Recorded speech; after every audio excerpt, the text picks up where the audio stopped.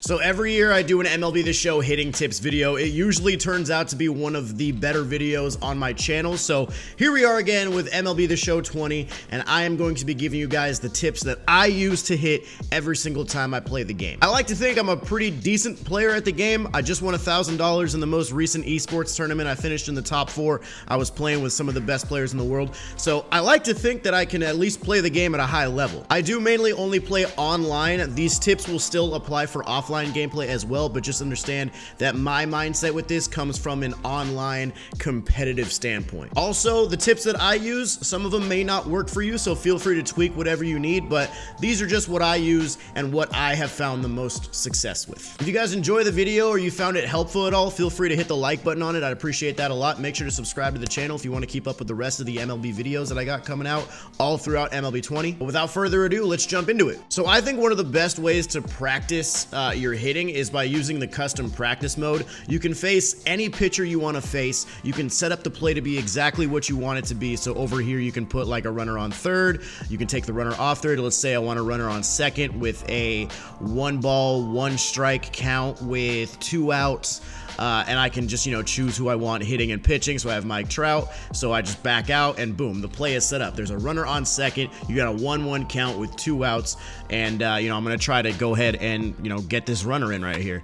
And I didn't end up doing it, but, I still had a pretty good PCI on it. So feel free to mess around with that, change up the play, change up whatever you want to do. But the first big tip I have for you guys when it comes to hitting is using the right hitting interface, which I believe is zone. If you go to your settings, you can see over here that your hitting interface has multiple different ones you can use. You've got zone, you've got directional, you've got pure analog. So those are the 3. I highly recommend zone, and anybody who plays the game at any sort of competitive level is also going to recommend zone. I'm pretty sure they start you on directional, and that's because it's just kind of easy to pick up and play. But at the end of the day, you don't have as much total control over the strike zone and your swing as much as you do with zone. And pure analog, it's just really not an effective way to hit. There's too much slow input. It's really zone that you're gonna have the most success with. You can play around with zone. I'm gonna show you some stuff you can use to customize it. But really, if you want to play the game at a high level, or you want to play the game and try to get better at the game,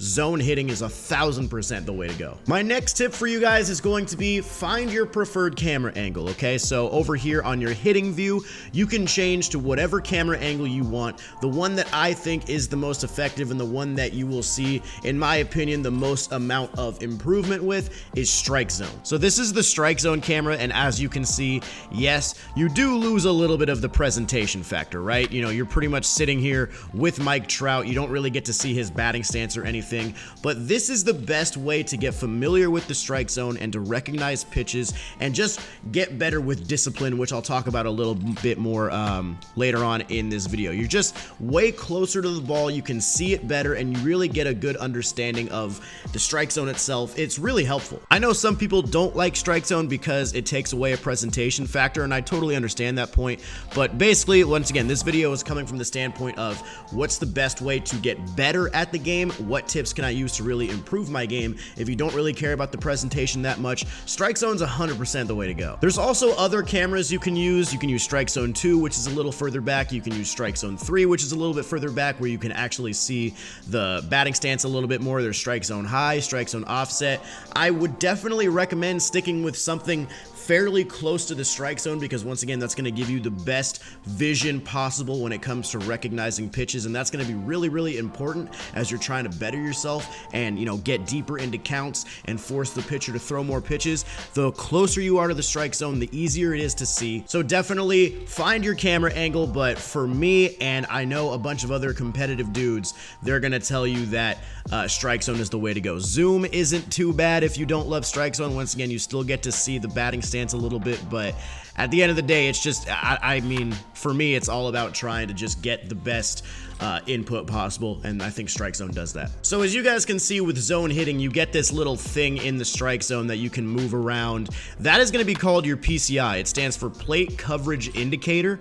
Basically what that is it's giving you kind of like I think it's like what your swing plane looks like. It's not directly, what the barrel of the bat is. So this thing that I'm moving right there, that's the PCI. And there's different styles of the PCI that you can use. There's different art styles, so you can customize it, but they actually took that to another level this year, and they made the PCI completely customizable. So the PCI itself, the outer rings right there are a representation, I believe, of the batter's vision stat. So if you guys want to see what Mike Trout's vision is, actually it doesn't look like I can show you right here in this game mode, but basically whatever Mike Trout's vision stat is, that is going to be what's reflecting the outer PCI, that one that's like really far out of the zone. That is Mike Trout's vision. The two inner ones that are right on the edge of the strike zone, that right there, that represents Mike Trout's like contact area. And then the 3 dots right in the middle, those 3 diamonds, that's Mike Trout's perfect area. So basically, if you get a hit with Mike Trout and you get the perfect input,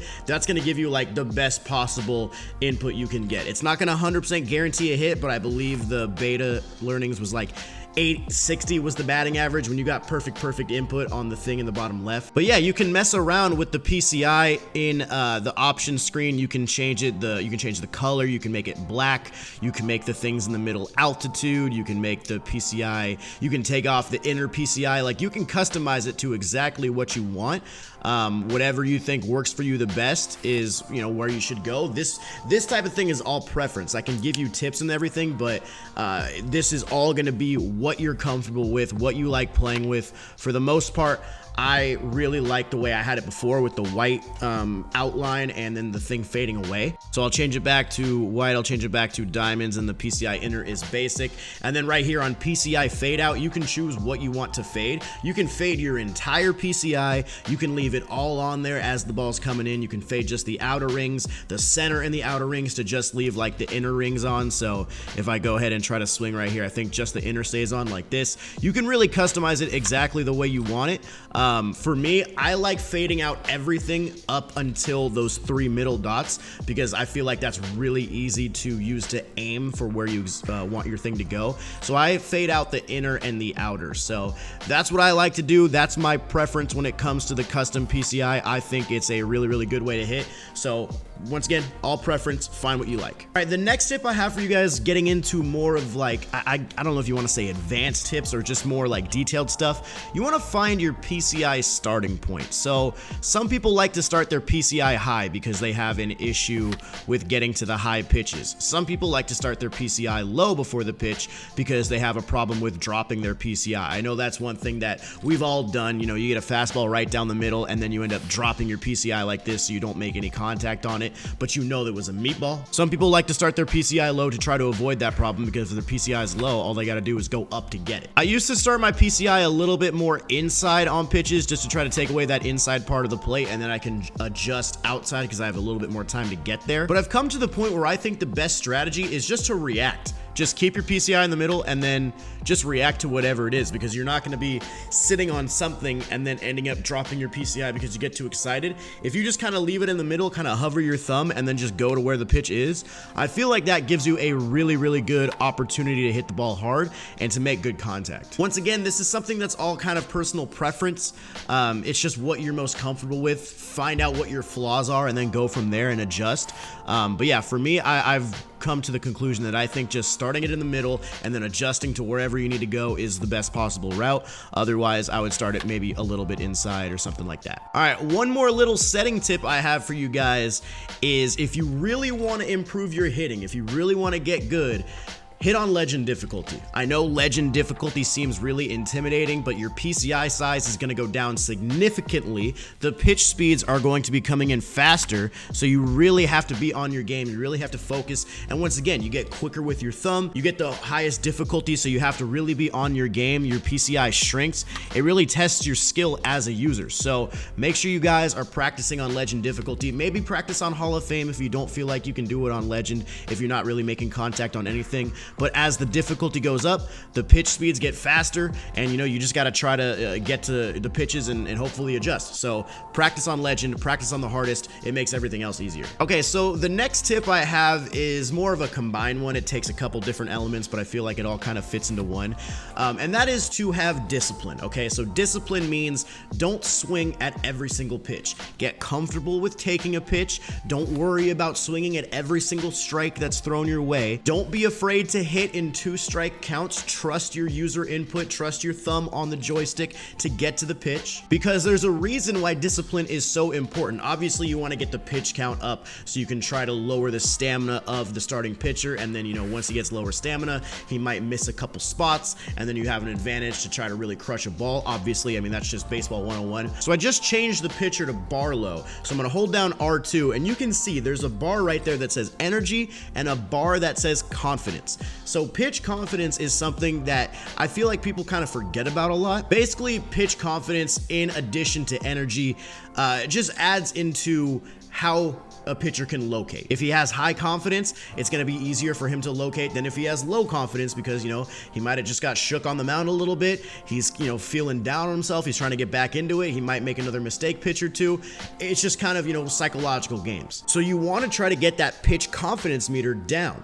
There are a couple ways to do that. Number one is by taking pitches. So let's see what he throws me right here. I'm just going to not swing at the pitch. This is going to be a strike down the middle. Okay, it's a strike, and his pitch confidence is going to go up ever so slightly, but not enough to really make a difference. Now, if I'm over here, let's see if he throws me a strike again. I'm just going to go ahead and swing. A swing and miss actually makes his pitch confidence go up more. It's hard to see in real time, but as the game goes on, if a pitcher is dealing, obviously it's going to go up. That's why taking pitches is so important. If a pitcher makes you swing and miss, you look like a fool or whatever, he's going to get more confident saying, hey, oh, I got this guy exactly where I want him, versus, you might just have a take sign and he gets a call in the strike zone. And if he's trying to work on the corners and he's not getting exactly where he needs to be, he'll start getting more balls versus strikes, which will cause his confidence to go down a little bit and his energy to go down because you're making him throw more pitches. So that's why having discipline and patience is so important. If you're swinging at first pitch every time, not only are you not bringing down the pitch count, but he knows he can just pound the strike zone the entire time, or he can throw pitches, a little bit out of the strike zone, so that way you'll swing and miss. It's just not a good strategy. You want to take pitches, have some discipline, and be patient. All right, the next tip I have for you guys is take away the inside part of the plate. So what do I mean by that? Basically, you really want to work on not being late on anything inside. If you get a pitch on the inner part of the strike zone and you're late on it, you're most likely not going to get good contact. Now, you might still get a blooper over the first baseman's head or the third baseman's head if you're a lefty, whatever. It still could happen, right? It's baseball, it's weird. But for the most part, if you're pounding the inside part of the strike zone as a pitcher and you see your opponent is not timing anything up, you're going to be like, well, why would I throw anything outside if his timing is later, which is what you kind of want to have on an outside pitch, when I can just throw the ball inside over and over and he's not going to adjust and he's just going to get weak contact the entire time. Once you start actually pulling fastballs on the inside part of the plate, once you start, taking away that half of the strike zone, you're going to start seeing guys go outside where it's a little bit easier to adjust. You don't have to worry about your timing as much, but it's also going to get in the pitcher's head. A fastball high and inside is a really effective pitch to a lot of people, but if that guy sees that you're turning on that fastball and keeping it with an early swing, he's gonna be like, well, I can't throw that now. Now I have to rely on like my breaking stuff outside, or maybe just try to hit a corner in the best way that I can. It puts more pressure on the pitcher. So take away the inside part of the plate, try to pull everything on that half. And those are really like the main tips. The last one I have for you guys is just to practice. Once again, custom practice is a great way to test your hitting skills. Just go in here, put it on legend difficulty. You can use whatever hitter or whatever pitcher you want. As you guys can see, I was just late on an inside pitch. I got 67 mile/hour exit velo. I didn't turn on it. If I'm a pitcher, I'm like, oh, he was very late on an inside fastball. I'm going right back to that. And then he throws me something on the outside and I squared it up. Fortunately, the shift was there, whatever. But at the end of the day, you know what I'm saying. So make sure you guys practice. Don't be afraid to put some hours into the game, man. If you really want to get better, feel free to play custom practice. Another good way to do it is challenge of the week. Challenge of the week, basically the difficulty goes up as you continue to play. It's kind of like an arcade style mode, but it does actually help you with your hitting. So feel free to give that a go. And I'm not going to count this as a tip, but I always plug it every year. Control freaks are a huge help help when it comes to hitting in MLB The Show. As you guys can see, I have a couple control freaks on my controller. I have an Inferno on the left stick with a Heritage Edition on the right. I do need a new pair. Basically, what a control freak does is it extends your joystick and it gives you a little bit more range of where you can go, so you can be more precise with your PCI. I am actually partnered with Control Freak, so if you guys want to buy some, feel free to go over to their website, pick out a pair, use code COOGS, you'll save 10%. So yeah, guys, those are my hitting tips. I hope you guys take some of these and work on them and try to get better at the game. Like I said, I feel like I have a good enough understanding of the hitting engine to